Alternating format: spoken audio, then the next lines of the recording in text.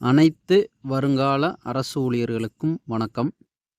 இந்த வீடியோவில் நம்ம என்ன பார்க்க போகிறோம்னா, இந்திய அளவில் தமிழகம் முன்னணியில் எந்தெந்த துறையில் இருக்குதுன்னு பார்க்க போகிறோம். இந்த தரவுகள் அனைத்துமே தமிழ்நாடு அரசின் தரவுத்தளத்திலிருந்து எடுக்கப்பட்டது. அதாவது டிஎன்டிஐபிஆர் அப்படின்னு சொல்லுவாங்க. டிஐபிஆர்னா department of information and public relation அப்படின்னு சொல்லுவாங்க. அந்த தரவுத்தளத்திலிருந்து தான் இத்தனை தகவலை நான் தொகுத்து கொடுத்துருக்கேன். வேறு எந்த ஒரு யூடியூப் சோர்ஸோ விக்கிபீடியாவோ எந்த ஒரு தரவுத்தளத்திலிருந்து கொடுக்கல.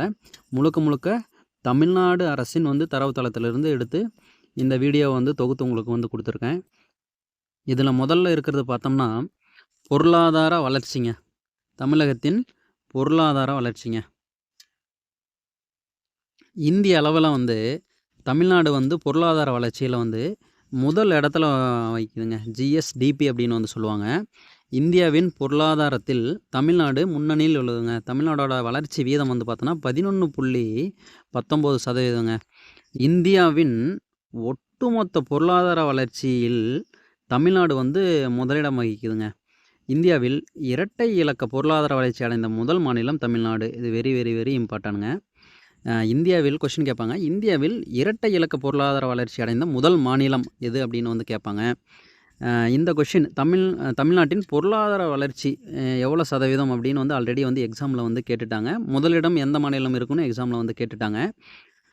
இந்த 11.19% அப்படிங்கிறது எவ்வளோ அப்படின்னா 31.55 லட்சம் கோடிங்க, அல்லது 4000 யூஎஸ் டாலர் அப்படின்னு பார்த்தோன்னா சொல்லுவாங்க. இந்த தமிழ்நாட்டோட பொருளாதாரமானது சீனாவோட பொருளாதார வளர்ச்சி விகிதத்தை விட அதிகமாக இருக்குங்க. இது முக்கியமான ஒன்று. ஆல்ரெடி எக்ஸாமில் கேட்டாங்க. திரும்ப கேட்குறதுக்கு நிறைய வாய்ப்புகள் இருக்குது. நல்லா பார்த்துக்கோங்க.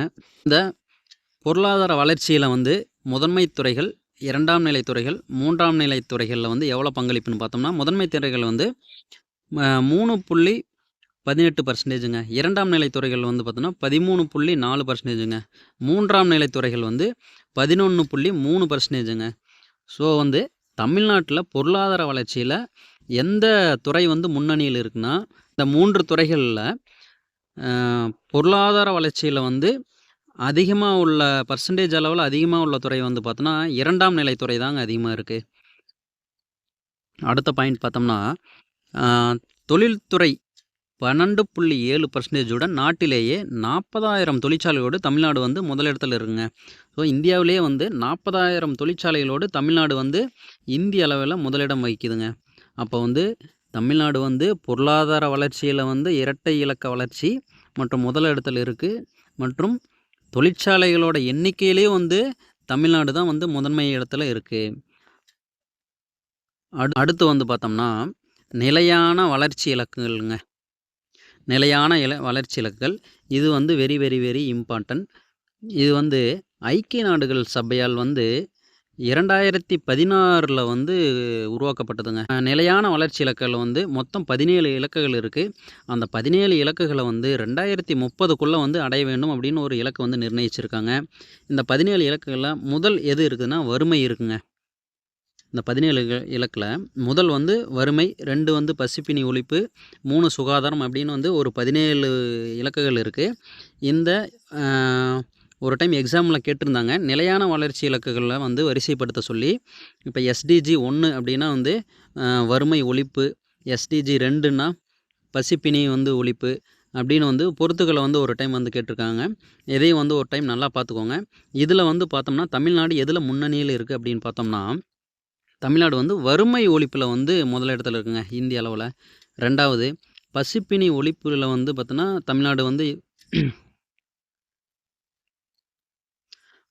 அடுத்து பசிப்பினி ஒழிப்பில் தமிழ்நாடு ரெண்டாவது இடத்துல இருக்குது. அடுத்து பார்த்தோம்னா சுகாதாரம், அப்புறம் தரமான கல்வி, வேலைவாய்ப்பு மற்றும் பொருளாதார வளர்ச்சி ஆகியவற்றில் முதலிடம். இப்போ நிலையான வளர்ச்சி இலக்குகளில் தமிழ்நாடு வறுமை ஒழிப்பு, பசிப்பினி ஒழிப்பு, சுகாதாரம், தரமான கல்வி, வேலைவாய்ப்பு மற்றும் பொருளாதார வளர்ச்சி ஆகியவற்றில் முதல் இடத்தில் இருக்குங்க. கொஷின் இப்படி கூட கேட்கலாம், நிலையான வளர்ச்சி இலக்குகளில் தமிழ்நாடு கீழ்கண்டவற்றுள் எவற்றில் வந்து முன்னணியில் உள்ளது அப்படின்னு கேட்கலாம். வறுமை ஒழிப்பு, பசிப்பினி ஒழிப்பு, சுகாதாரம், தரமான கல்வி, வேலைவாய்ப்பு மற்றும் பொருளாதார வளர்ச்சி அப்படின்னு கேட்கலாங்க. இந்த வறுமை ஒழிப்புன்னு டைரெக்டாக கேட்காம எஸ்டிஜி 1 அப்படின்னு கூட கேட்பாங்க. இப்போ எஸ்டிஜினா சஸ்டைனபிள் டெவலப்மெண்ட் கோல்ஸ் அப்படின்னு வந்து பார்த்தோன்னா சொல்லுவாங்க. SDG 1, SDG 2, SDG 3, SDG 4, SDG 8 அப்படின்னு வந்து வேர்டிங்ஸாக கொடுக்காம வந்து எஸ்டிஜி 1, எஸ்டிஜி 2, எஸ்டிஜி 3 அப்படின்னு வந்து கேட்டாலும் நம்ம வந்து ஆன்சர் பண்ணுறதுக்கு ரெடியாக இருக்கணும். இது வந்து எல்லா எக்ஸாம்லேயும் கேட்கக்கூடிய வந்து ஒரு டாபிக் தான். இந்த நிலையான வளர்ச்சி இலக்குகளில் வந்து 80.2 புள்ளிகள் பெற்று தமிழ்நாடு இந்திய அளவில் வந்து முதன்மை மாநிலமாக திகழுதுங்க. அடுத்து வந்து பார்த்தோம்னா வறுமை ஒழிப்பு. இதில் பார்த்தோம் நிலையான வளர்ச்சி இலக்குகளில் தமிழ்நாடு வந்து முதல் இடத்துல இருக்குது அப்படின்னு சொல்கிறோம். இதில் வறுமை ஒழிப்பு அடுத்த டாபிக் வறுமை ஒழிப்பு. வறுமை ஒழிப்பில் வந்து தமிழ்நாடு முதலிடங்க. தேசிய சராசரி வந்து பார்த்தோன்னா 100க்கு 72, தமிழ்நாடு 100க்கு 92 அப்படின்னு வந்து பார்த்தோன்னா முன்னணி வகிக்குதுங்க. அடுத்து 2030க்குள் நீடித்த வாழ்வாதாரம், சுகாதாரம், கல்வி என அனைத்து பரிமாணங்களிலும் வறுமையை வந்து ஒழிக்க தமிழ்நாடு அரசு முடிவு செய்துள்ளது. அடுத்து வந்து பார்த்தோம்னா சுகாதாரத்தில் இந்திய அளவில் தமிழ்நாடு வந்து முன்னணியில் இருக்குங்க.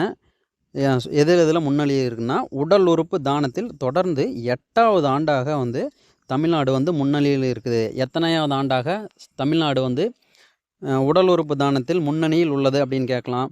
இல்லை அது கூற்று காரணமாக கூட வந்து கேட்கலாம். அடுத்து மருத்துவ சேவையிலும் வந்து முதலிடத்தில் உள்ளது. அடுத்து ராம்சார் தலங்கள். இந்த ராம்சார் தலங்களை வந்து ஐக்கிய நாடுகள் வந்து பார்த்தோன்னா ஒரு பாதுகாக்கப்பட்ட ஒரு தலமாக வந்து அறிவிப்பாங்க. இந்தியாவில் மொத்தம் எத்தனை ராம்சார் தலங்கள் இருக்குது அப்படின்னா வந்து பார்த்தோன்னா மொத்தம் 91 ராம்சார் தலங்கள் வந்து இருக்குங்க. இந்த 91 ராம்சார் தலங்களில் தமிழ்நாட்டில் மட்டுமே 20 தலங்கள் இருக்குது. 91 ராம்சார் தலங்களில் தமிழ்நாட்டில் மட்டுமே 20 தலங்கள் இருக்குங்க. ஸோ இந்தியாவில் ராம்சார் தலங்களின் எண்ணிக்கையில் தமிழ்நாடு வந்து முன்னணி வகிக்குது. தமிழ்நாடுக்கு அப்புறம் வந்து உத்தரப்பிரதேசம் 10 தலங்களுடன் வந்து பார்த்தோன்னா 2வது செகண்ட் பிளேஸுங்க. அடுத்து வந்து பார்த்தோம்னா டயர் உற்பத்தி. இந்தியாவின் டயர் உற்பத்தியின் தலைநகரமாக தமிழ்நாடு விளங்குகிறது அப்படின்னு முதலமைச்சர் வந்து அறிவிச்சிருக்காரு.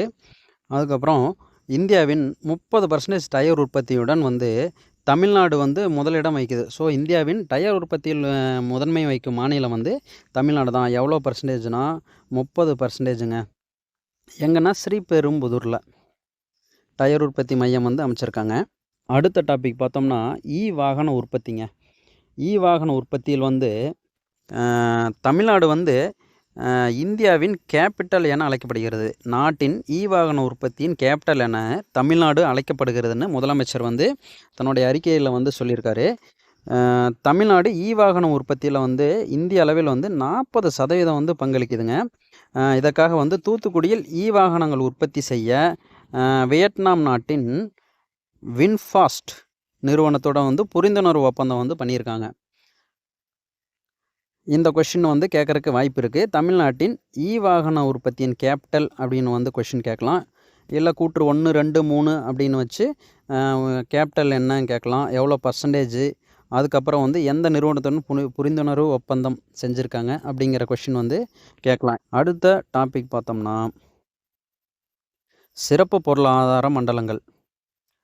சிறப்பு பொருளாதார மண்டலங்கள் SEZ அப்படின்னு சொல்லுவாங்க. ஸ்பெஷல் எக்கனாமிக் ஜோன்ஸ் அப்படின்னு வந்து பார்த்தோன்னா சொல்லுவாங்க. இந்த சிறப்பு பொருளாதார மண்டலத்தில் வந்து இந்தியாவில் உள்ள 210 சிறப்பு பொருளாதார மண்டலத்தில் தமிழ்நாடு 18%உடன் 51 சிறப்பு பொருளாதார மண்டலங்களுடன் முன்னணியில் வகிக்கிறது. அப்போது இந்தியாவில் 210 சிறப்பு பொருளாதார மண்டலங்கள் இருக்குது. இந்த சிறப்பு பொருளாதார மண்டலங்களில் 51 சிறப்பு பொருளாதார மண்டலங்களுடன் தமிழ்நாடு வந்து இந்திய அளவில் முதன்மை வகிக்கிறதுங்க. இதனால் தமிழ்நாடு இந்தியாவின் பவர் ஹவுஸ் என அழைக்கப்படுகிறது. போன டாப்பிக்கில் என்ன பார்த்தோம்? வாகன உற்பத்தியில் நாட்டின் வாகன உற்பத்தியின் கேபிட்டல் அப்படின்னு வந்து சொன்னாங்க. இந்த டாப்பிக்கில் சிறப்பு பொருளாதார மண்டலத்தில் இந்தியாவின் பவர் ஹவுஸ் அப்படின்னு சொல்கிறாங்க தமிழ்நாட்டை. எதனால்னா சிறப்பு பொருளாதார மண்டலங்கள் வந்து தமிழகத்தில் அதிக அளவில் இருக்கிறனால இந்தியாவின் பவர் ஹவுஸ் அப்படின்னு தமிழ்நாடு வந்து சொல்கிறாங்க. சிறப்பு பொருளாதார மண்டலங்கள் தொடங்கப்பட்டது வந்து பார்த்தோன்னா 2000 ஏப்ரலில் வந்து தொடங்கினாங்க. சிறப்பு பொருளாதார மண்டல சட்டம் வந்து 2005 வந்து கொண்டு வந்தாங்க.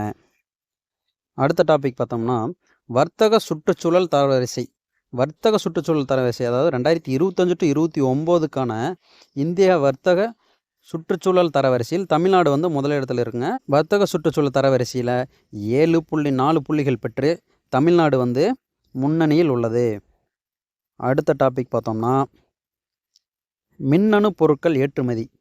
மின்னணு பொருட்கள் ஏற்றுமதியில் வந்து தமிழ்நாடு 9 மடங்கு வளர்ச்சி பெற்று $14.65 பில்லியன் பெற்று இந்திய அளவில் தமிழ்நாடு மின்னணு பொருள் ஏற்றுமதியில் வந்து முதலிடம் வகிக்குதுங்க. அடுத்த டாபிக் ஜவுளி ஏற்றுமதி. ஜவுளி ஏற்றுமதியில் பார்த்தோம்னா தேசிய அளவில் ஏற்றுமதி செய்யப்பட்ட மொத்த ஜவுளி துணிகளின் மதிப்பில் தமிழ்நாடு ஏறத்தாழ 1/4 பங்குங்க. மொத்த ஏற்றுமதியில் ஜவுளி துணிகள் ஏற்றுமதியில் தமிழ்நாடு இந்திய அளவில் 1/4 பங்கினை அதாவது 22.58% துணிகளை ஏற்றுமதி செய்து தமிழ்நாடு இந்தியாவில் முதலிடம் வகிக்கிறது. எனவே ஜவுளியில் வந்து தமிழ்நாடு முன்னணியில் உள்ளது. அடுத்த டாபிக் உயர்கல்வி மாணவர் சேர்க்கை விகிதம் GER அப்படின்னு வந்து பார்த்தோன்னா சொல்லுவாங்க. இது very very very very important. தமிழ்நாடானது எப்பயுமே உயர்கல்வி மாணவர் சேர்க்கை விகிதத்தில் தேசிய சராசரி விட 2 மடங்கு அதிகரித்து முதலிடத்தில் தான் இருக்கும். உயர்கல்வி மாணவர் சேர்க்கையில் 49% பெற்று இந்திய அளவில் தமிழ்நாடு வந்து முதலிடம் வகிக்குதுங்க. தேசிய சராசரி 28.4% இருக்கிறதில் தமிழ்நாட்டோட உயர்கல்வி மாணவர் சேர்க்கை விகிதம் 49% இருக்குங்க. 2024 to 25 ஆண்டில் மேல்நிலை பள்ளிகளின் மாணவர் சேர்க்கை விகிதத்தில் தமிழ்நாடு முதலிடம். ஸோ உயர்கல்வி மாணவர் சேர்க்கை விகிதம் மற்றும் மேல்நிலை பள்ளிகளின் மாணவர் சேர்க்கை விகிதம் ரெண்டுலுமே வந்து தமிழ்நாடு முதலிடம். இந்த மேல்நிலை பள்ளிகளின் மாணவர் சேர்க்கை விகிதம் எவ்வளோன்னா 83.4%ங்க. அப்புறம் இடைநிற்றல் இல்லா மாநிலம். இந்திய அளவில் இடைநிற்றல் இல்லா மாநிலமாக வந்து தமிழ்நாடு விளங்குது அப்படின்னு அதுலேயும் முன்னணி தான் இருக்குது அப்படின்னு வந்து பார்த்தோன்னா சொல்லியிருக்காங்க. அடுத்த டாபிக் பார்த்தோம்னா புத்தாக்க தொழில். அதாவது புதிதாக வந்து நிறுவனங்கள் தொடங்குறதை பற்றி இது வந்து குறிக்குது. இந்த புத்தாக்க தொழில் வந்து பார்த்தோன்னா தமிழ்நாடு முதலிடம். இதை வந்து TANSIM அப்படின்னு வந்து பார்த்தோன்னா சொல்லுவாங்க. Tamil Nadu start up and innovation mission அப்படின்னு வந்து பார்த்தோன்னா சொல்லுவாங்க. இந்த புத்தாக்க தொழிலில் தமிழ்நாடு வந்து முதன்மை இடம் வகிக்குது. உலகளாவிய தொழில் தொடங்குவதற்கான இடமாக தமிழ்நாடு மாறியுள்ளது அப்படின்னு வந்து பார்த்தோன்னா கொடுத்துருக்காங்க. அடுத்து வந்து பார்த்தோம்னா காலணி மற்றும் தோல் பொருட்கள். காலணி மற்றும் தோல் பொருட்கள் தயாரிப்பில் வந்து இந்திய அளவில் 38% தமிழ்நாடு வந்து பார்த்தோன்னா முதலிடம் வகிக்குது. ஜவுளியிலையும் முதலிடம், காலணி மற்றும் தோல் பொருட்கள்லையும் வந்து தமிழ்நாடு முன்னணியில் வகிக்குது. அடுத்து வந்து பார்த்தோன்னா மருத்துவர்கள். இந்திய அளவில் அரசு மருத்துவமனையில் பணிபுரியும் மருத்துவர்கள் எண்ணிக்கையில் தமிழ்நாடு வந்து முதலிடங்க. இது முக்கியம் பார்த்துக்கோங்க. அடுத்து தொழிற்சாலைகள் ஆல்ரெடி பார்த்தது. தமிழ்நாட்டில் இந்திய அளவில் வந்து 40,000 தொழிற்சாலைகளுடன் தமிழ்நாடு வந்து முன்னணி வைக்குது. மேலும் அந்த தொழிற்சாலைகளில் வந்து அதிக பெண் தொழிலாளர்களை வந்து உள்ளடக்கியுள்ளது. இதுவும் முக்கியங்க. அடுத்து வந்து பார்த்தோம்னா ஒரு சில முக்கியமான திட்டங்களை சொல்லியிருக்காங்க. TN லெவலப் திட்டம். இந்த TN லெவலப் திட்டம் அப்படிங்கிறது வந்து பார்த்தோன்னா 6ஆம் வகுப்பு முதல் 8ஆம் வகுப்பு வரை உள்ள மாணவர்கள் ஆங்கில மொழியில் திறனை மேம்படுத்தும் திட்டம் தான் வந்து பார்த்தோன்னா இந்த TN லெவலப் திட்டம். இந்த TN லெவலப் திட்டம் வந்து மாணவர்களின் ஆங்கில வாசிப்பு, எழுத்து மற்றும் கேட்பு மற்றும் பேச்சு திறன்களை வந்து மேம்படுத்த உருவாக்கப்பட்ட ஒரு திட்டம் தான் வந்து TN லெவலப் திட்டம். TN லெவலப் திட்டம் எந்த வகுப்பு மாணவர்களுக்கானது அப்படின்னு கூட கொஷின் கேட்கலாம். அதனால் பார்த்துக்கோங்க. அடுத்து இதுவும் very very very important. Semiconductor இயக்கம். அதாவது தமிழ்நாடு செமிகண்டக்டர் மிஷன் 2030 அப்படின்னு வந்து சொல்கிறாங்க. இந்த திட்டம் ஒரு செமிகண்டக்டர் வடிவமைப்பு ஊக்குவிப்பு திட்டம் அப்படின்னு வந்து சொல்கிறாங்க. 2030ஆம் ஆண்டுக்குள் மாநிலத்தை $1 ட்ரில்லியன் பொருளாதாரமாக உயர்த்துவதே வந்து பார்த்தோன்னா இதோட நோக்கம் அப்படின்னு கூட சொல்கிறாங்க. மின்னணு மற்றும் ஏற்றுமதி மற்றும் தொழிற்துறை வளர்ச்சியை அதிகரித்தல் இதனுடைய முக்கிய நோக்கமாக சொல்கிறாங்க. அடுத்து இந்த தமிழ்நாடு செமிகண்டக்டர் இயக்க மிஷன் 2030க்காக $500 கோடி வந்து நிதி ஒதுக்கியிருக்காங்க. அடுத்து தமிழ்நாடு தொழில் முதலீட்டு மையம். தமிழ்நாடு முதலமைச்சர் அவர்கள் வந்து சமீபத்தில் ஜப்பான் போயிருந்தார். அங்கே வந்து ஒசாகாவில் தமிழ்நாடு தொழில் முதலீட்டு மையத்தை வந்து திறந்து வச்சார். இதோட முக்கிய நோக்கம் அப்படின்னு வந்து பார்த்தோன்னா, தமிழ்நாட்டின் தொழில் வளர்ச்சி மேம்படுத்துதல் மற்றும் தடையற்ற உலகளாவிய முதலீட்டாளர்களை வந்து உருவாக்குதல் வந்து இதோட முக்கிய நோக்கமாக இருக்குது. அடுத்து மீன்பிடி துறைமுகம். இந்தியாவின் முதல் சூறை மீன்பிடி துறைமுகம் எங்கு அமைக்கப்பட்டுள்ளதுன்னு கேட்பாங்க. சென்னையில் வந்து அமைக்கப்பட்டுள்ளது. இந்தியாவிலே முதல் முறையாக சூறை மீன்களுக்கென ஒரு மீன்பிடி துறைமுகம் சென்னையில் வந்து அமைச்சிருக்காங்க. இது வந்து ஒரு கிளான்ஸ் வந்து பார்த்துக்கோங்க. இந்த பிடிஎஃப் வந்து டிஸ்கிரிப்ஷனில் வந்து ஆட் பண்ணுறேன். கண்டிப்பாக உங்களுக்கு எக்ஸாம் போகிறதுக்கு முன்னாடி யூஸ் ஆகும். தமிழ்நாடு எந்தெந்த துறைகளிலெல்லாம் வந்து முன்னணியில் இருக்குது அப்படிங்கிற ஒரு தகவலை வந்து தமிழ்நாடு அரசின் தரவுத்தளத்திலிருந்து நான் தொகுத்து வந்து கொடுத்துருக்கேன். வேறு எந்த ஒரு சோர்ஸிலிருந்து எடுக்கலை. முக்கியமாக வந்து இதை பார்த்துக்கோங்க.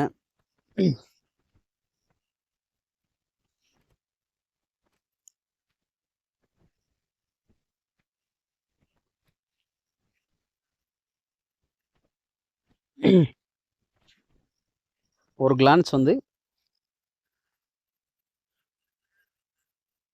கடைசியாக ஒரு கிளான்ஸ் வந்து எந்தெந்த இதிலெல்லாம் வந்து தமிழ்நாடு முன்னணியில் இருக்குதுன்னு பார்த்தலாம். பொருளாதார வளர்ச்சியில் வந்து பார்த்தோன்னா முன்னணியில் இருக்குது.